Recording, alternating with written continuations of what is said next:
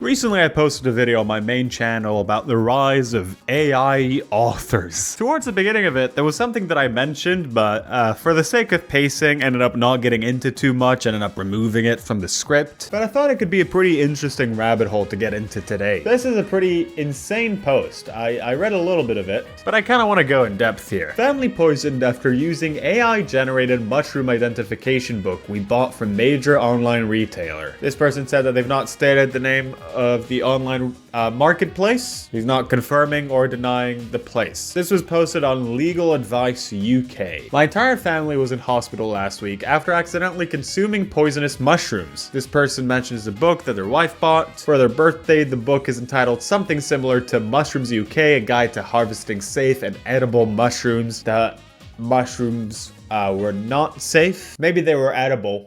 Maybe physically you could bite into them, but they were not safe. That was a problem with those mushrooms. And something that's pretty common in those sort of foraging books, it comes with pictures of the mushrooms to help identify each one. Unfortunately, the book in question was not accurate. A closer investigation reveals that the images of mushrooms are AI generated, and we have now found 2 instances of text where a sentence ends and is followed up with a random question or fourth wall breaking statement. For example, in conclusion, morels are delicious mushrooms which can be consumed from August to the end of summer.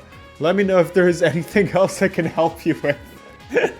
Which is like a common AI thing. They just ask a question and the AI at the end is like, let me know if you need help with anything else. So the people that sold this mushroom book in an online retailer that shall not be named couldn't even be bothered, didn't even have the decency to remove that last sentence from this book that they were publishing. They didn't even care. In terms of the action that was taken here, the online retailer have instructed me to return the book and they will refund it. The book's been removed from sale, however, it appears there are dozens more in a similar style, which is what we're gonna get into today. And this is just a bunch of questions about the legal stuff here. So yeah, this is a big problem. An actual, like, dangerous one. Like an actual health-threatening problem. People are going on Amazon, buying these books, not knowing that they're AI generated, because of course, right? Why would you buy this thing that is, you can just ask these questions for free? You can be poisoned for free if you choose to do so, Mushroom pickers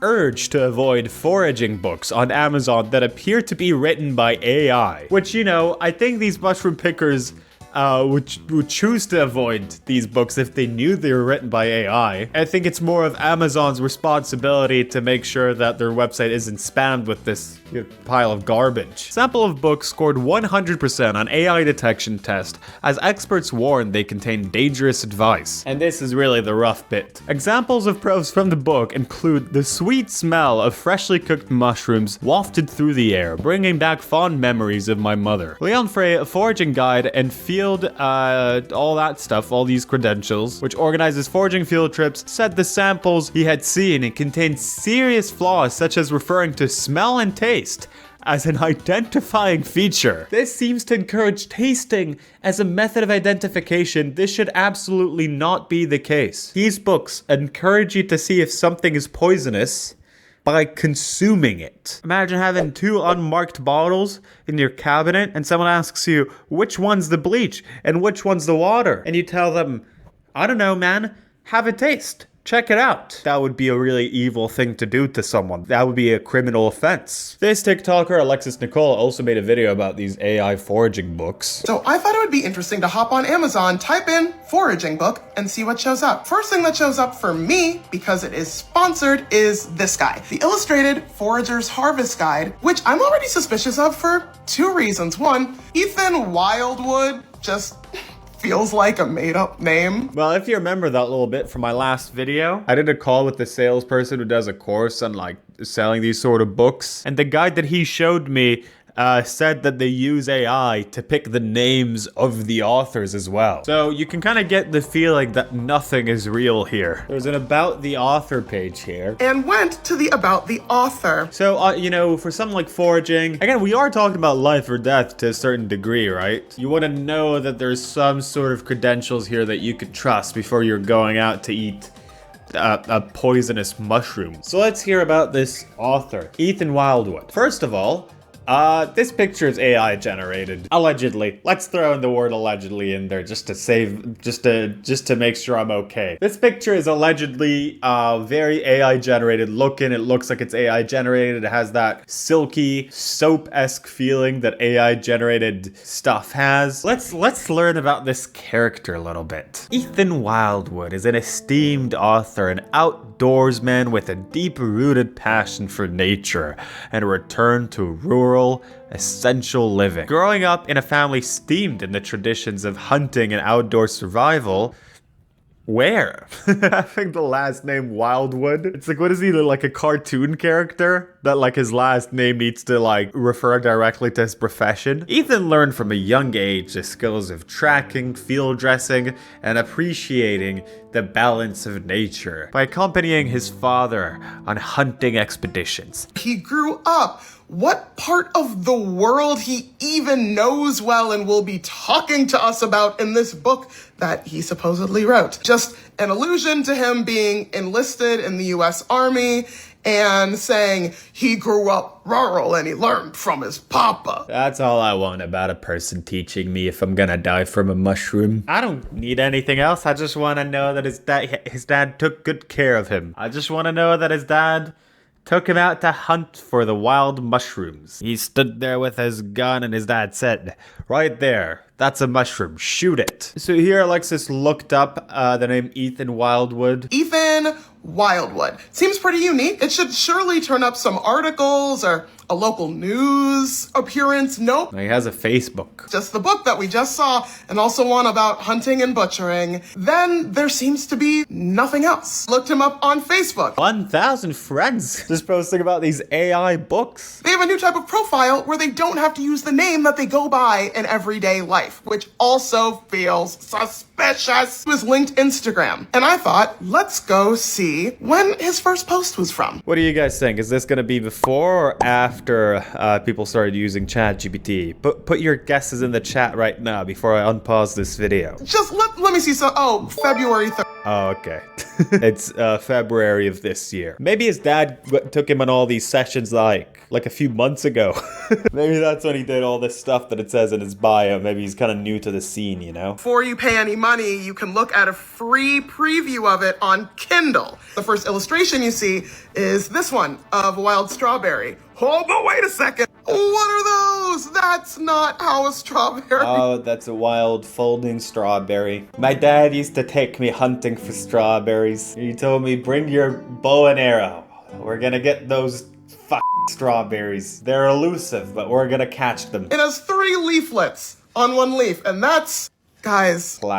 Classic strawberry. It's so crazy that people have to do this kind of research and do this kind of homework or have this kind of knowledge. That's kind of exactly the thing, right? Because that Guardian article is like, guys, watch out before you buy AI books. How? Well, obviously, yes, you can do your research and you can do this deep dive that Alexis did just now. But I don't know.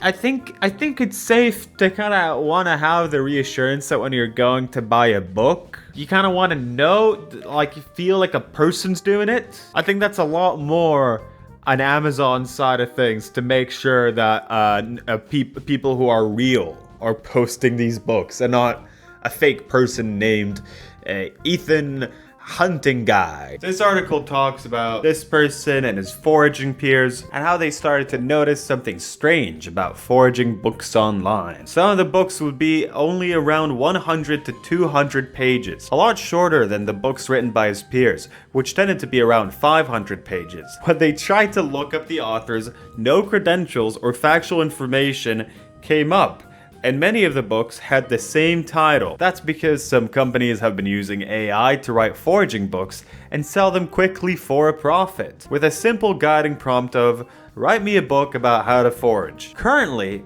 over 3,000 books on Amazon list ChatGPT as an author, from children's books to neuroscience texts. The article states all of these books that or maybe potentially computer-generated AI books and authors. It's getting harder and harder to tell. I'd say this person sort of looks AI. There's like something going on with her shirt over here. I'll be honest, I'm having a tougher time telling as time goes. And yeah, all these kind of look very similar. The Forager's Harvest Bible, the Edible Wild Plants Bible, the Forager's Harvest Bible, Forager's Harvest Bible. Yeah, they're very similar. They're the same title. Which Forager's Bible are you? Please tag yourself in the comments. I feel like I'm this one. I feel like I'm the Forager's Harvest Bible. Oh, but this one also has the word "the" in it, and this one also has this in the middle, and this is clearly the same person. Yeah, I'm this one where it says 7 in 1. Because that's the... Oh, but this also has 7 in 1. I'm really trying hard to find some sort of differentiating thing here. So you guys can tag yourself as one of these, but it's actually totally impossible to do. These people aren't fact-checking the books. They're trying to turn them around as quickly as possible to make money off of following a fad and following the interest. They just wanted to have a catchy title like the Forager's Bible. That's usually the catchy title. That's the one title they came up with one time and they're like, this title is so catchy, we gotta use it every single time. They just wanted to have a catchy title and they want people to buy it instead because maybe it's cheaper or maybe it has prettier pictures on the cover. That's really something I haven't addressed as much. But yeah, since these books take no real time or expertise or any sort of effort whatsoever or any sort of knowledge, a big reason as to why these get sales is because they manage to undercut all their competition. Their competition being people who actually have the knowledge that you might need when going out foraging. So yeah, pretty crazy stuff. Talking about foraging, I've been looking for a way to bring up this story for a while, but like I just haven't. This is like the most connection I've had to this. I was taking the train the other day and I had like a pretty personal conversation with the person I was sat next to. And from the kind of back of my friend's seat, a guy peeks out and he asks me, "Are you talking about YouTube?" Which, I mean, funnily enough, we weren't. Even though I'm a YouTuber, we weren't talking about YouTube. And he starts talking all the time about how YouTube is the future. And then he asks me, what do I do? And I said that I'm a university student. It was a lie. And he asks me, what do you study? I said, film. He's like, pfft. He looks at me like that. He says, film. Don't you know that YouTube is the future? I'm like, oh, okay, that's good to know that YouTube is the future. Anyways, this was like 20 minutes of that. Of me trying to talk to the person I was with, and this other guy peeking out. I'm not gonna say his name. He's a foraging YouTuber. I didn't know him before this situation, but I'm not starting drama with a foraging YouTuber. And he just kept scuffing at the fact that I told him that I don't do YouTube. And at the end of this, I'm not kidding you, at the end of this whole interaction, when we finally got to his station, he got up from his seat. He kind of looked at everyone for a second, turned around, kneeled down, and did a big fart, like a wet one. So that's my foraging story. Please subscribe.